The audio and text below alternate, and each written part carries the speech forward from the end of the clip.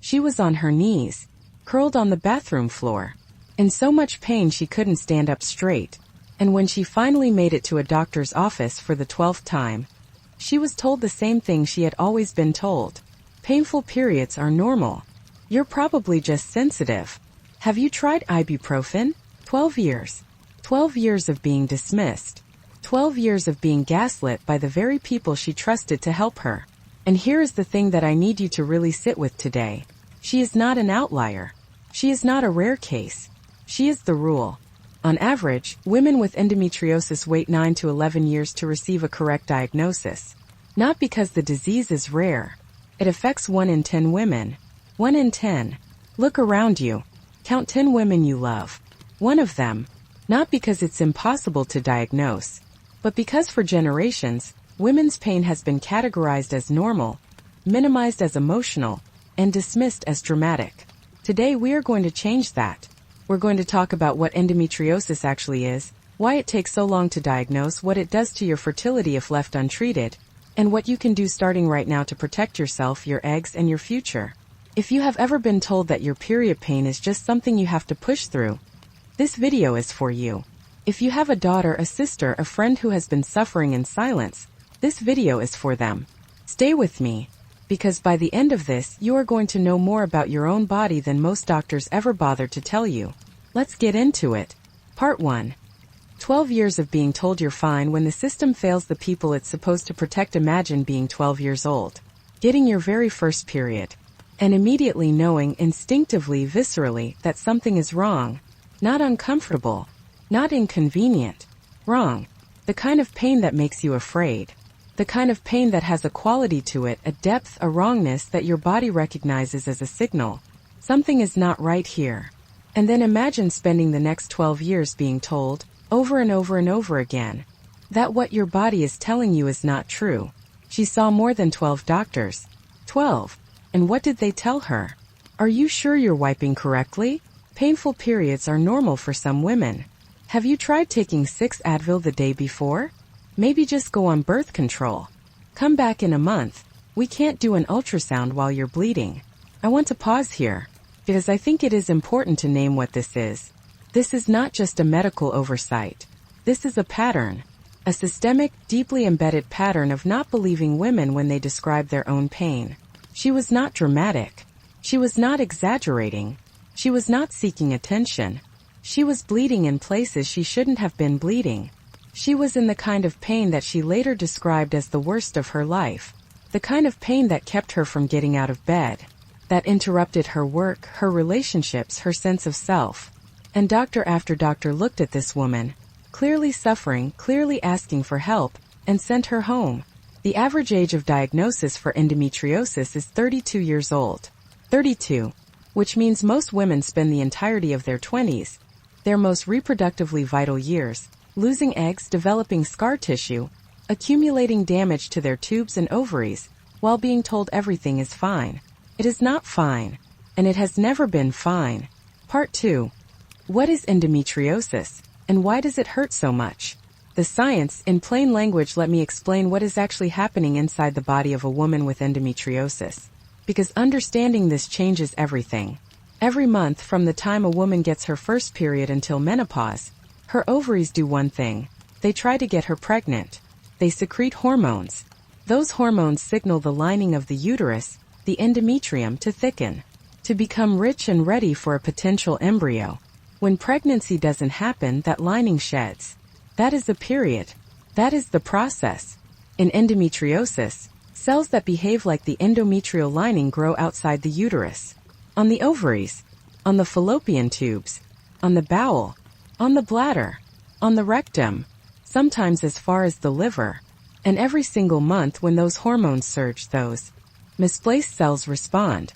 Just like the cells inside the uterus, they thicken, they break down, they bleed, but they have nowhere to go. Blood is an irritant.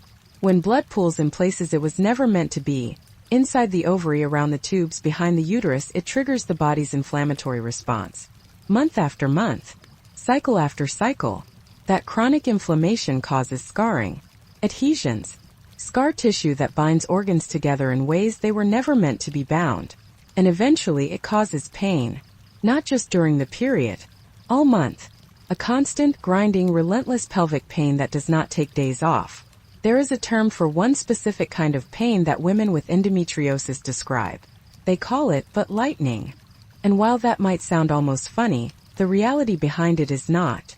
It is the sensation of shooting electric pain radiating from deep inside the pelvis down through the lower back and tailbone. It is caused by endometrial tissue growing on or near the rectum. It is one of the most distinctive, identifiable symptoms of a specific type of this disease. And yet, women who describe it are routinely told they are overreacting. Takeaway number 1. Endometriosis affects 10% of women. It can grow on virtually any organ in the pelvis. It causes chronic inflammation that gets worse with every single cycle. And painful periods are not normal. Full stop. If your periods are disrupting your ability to live your life, that is a symptom.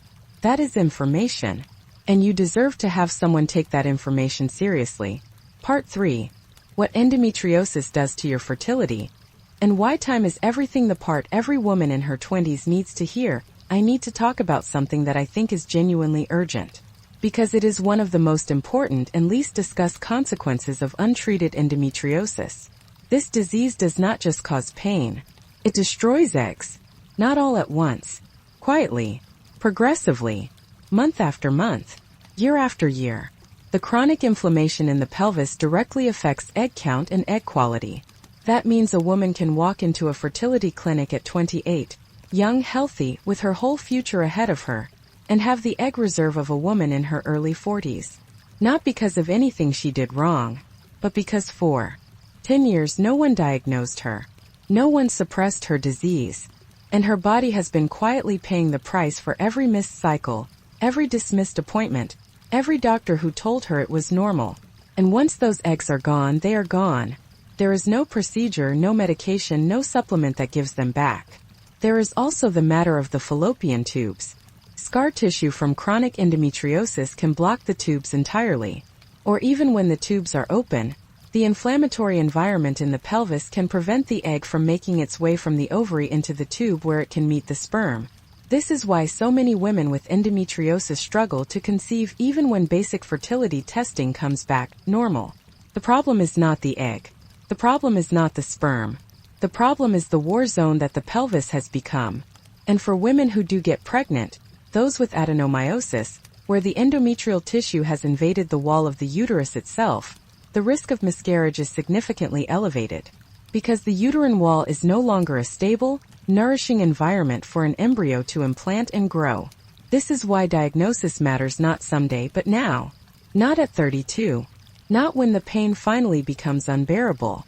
Not when the fertility clinic is the last resort. Now, takeaway number 2. If you are in your 20s and experiencing painful periods, ask your doctor for an AMH blood test. Anti-Müllerian hormone. It measures your ovarian reserve. It can be done at any point in your cycle. It is covered by insurance. And it will tell you whether your egg count is where it should be for your age. Do this every year. Watch the trend. If it declines, you have options. Freezing your eggs. Starting suppression therapy. Getting a proper evaluation. But you need the number first. And you need it before the window closes. Part 5 treatment, what actually works, and what you need to know before your next appointment from least invasive to surgery. And why suppression is everything. Let's talk about what can actually be done. Because I think one of the most damaging myths about endometriosis is that surgery is the only option, and that once you have surgery you're cured. Neither of those things is true. The approach to endometriosis always starts with the least invasive option first. Option 1. Hormonal suppression. Endometriosis grows with estrogen. Progesterone slows that growth. So the first line of treatment is almost always some form of progesterone-based therapy. A low-dose combination birth control pill. A progesterone-only pill. A progesterone IUD, which delivers progesterone locally, with fewer systemic effects. These options work by quieting the hormonal signals that feed endometriosis. They do not cure it, but they slow it, suppress it, and protect the eggs and the tubes from ongoing damage. And here is something critical that is not talked about enough. You have to be patient. Your body is not a light switch. Hormonal suppression takes 3 to 6 months to meaningfully reduce symptoms. 1 month is not enough. 2 months is not enough. Give it the full trial before deciding it isn't working. One important warning. If you have painful periods, do not accept a copper IUD as a birth control option. The copper IUD is non-hormonal. It has no suppressive effect on endometriosis. In fact, copper IUDs can make periods heavier and more painful, which for a woman with endometriosis can mean a visit to the emergency room. If a doctor offers you a copper IUD and you have painful periods, ask for a progesterone IUD instead. Know the difference. It matters. Option 2. Estrogen-lowering medications. For more advanced disease, there are medications that work by reducing the body's estrogen to slow the growth of endometriosis implants. These are typically used when progesterone suppression alone isn't providing enough relief, and they can be powerful tools when used correctly. Option 3. Surgery. Surgery is the last resort, not the first. Laparoscopic surgery, minimally invasive, outpatient, covered by insurance, allows a skilled surgeon to visualize and remove endometriosis lesions directly. But here is what most women are never told about surgery. If you have surgery without hormonal suppression afterward, the endometriosis will come back, sometimes within months. This disease is estrogen dependent. Remove the lesions but leave the hormonal environment unchanged, and those cells will simply grow again. Surgery without suppression is not a cure. It is a temporary reprieve. The women who do best long-term are the ones who have surgery and go on hormonal suppression immediately after. And this is not a one-and-done situation. Endometriosis is a lifelong condition. It requires ongoing management until menopause. Not one surgery, not one prescription, a long-term relationship with your own body, and a care provider who understands what it actually takes to keep this disease in check. Takeaway number 4. If you have been diagnosed with endometriosis and your doctor has not discussed post-surgical suppression, ask. Specifically, asterisk, what is the plan to suppress the endometriosis after surgery, so it doesn't come back? Asterisk if they don't have a clear answer. Find a doctor who specializes in endometriosis and does. Part 6. PCOS versus endometriosis, and why you might have both. Understanding the difference that changes your treatment. Before we close this section, I want to address something that comes up constantly in conversations about women's reproductive health. PCOS and endometriosis are not the same thing. They are completely different conditions, and yet they are routinely confused or treated as interchangeable in ways that delay diagnosis and misdirect treatment. PCOS, polycystic ovarian syndrome, is a hormonal condition affecting about 15% of women. It involves excess androgens, testosterone-like hormones, that cause irregular periods, acne, hair loss, facial and body hair, and a characteristic appearance of the ovaries on ultrasound. PCOS is primarily a hormonal and metabolic condition. Endometriosis is a structural condition. It is about tissue that does not belong growing in places it should not be. It is driven by estrogen. It causes inflammation. It damages the reproductive organs over time. Different causes, different symptoms, different treatments. But here is the complication. Approximately 40 to 50% of women with PCOS also have endometriosis. Nearly half, which means if you have PCOS and you also have painful periods, there is a significant chance that endometriosis is also present. And if your doctor is only treating the PCOS without investigating the endometriosis, you are only getting half the picture. Takeaway number 5. If you have a PCOS diagnosis and painful periods, ask your gynecologist specifically, asterisk, have we ruled out endometriosis? Should we be looking at this more closely? Asterisk, because managing PCOS while endometriosis goes untreated is like patching one wall while the rest of the house continues to fall apart. So let's come back to where we started. A young woman, on her knees, on a bathroom floor, in the worst pain of her life, being told by doctor after doctor that what she was feeling was normal. She was not crazy. She was not dramatic. She was not too sensitive. She had a real diagnosable, treatable condition that the system failed to find for 12 years. Here is what I want you to carry from everything we talked about today. 1. Painful periods are not normal. They are a symptom, and they deserve a real answer, not ibuprofen and a dismissal. 2. Endometriosis affects 1 in 10 women. The average diagnosis takes 9 to 11 years. That gap is not inevitable. It is a failure we can change by knowing our symptoms, using the right language, and refusing to be dismissed. 3. Untreated endometriosis damages your egg count and quality over time, quietly, progressively, and permanently. Check your AMH annually. Know your numbers. Protect your options. 4. Recurring UTIs with negative cultures, severe cyclical bloating, pain with bowel movements. These are all potential symptoms of endometriosis hiding in plain sight. Connect the dots. Bring the full picture to your doctor. 5. Surgery without hormonal suppression is not a cure. Endometriosis is a lifelong condition that requires lifelong management.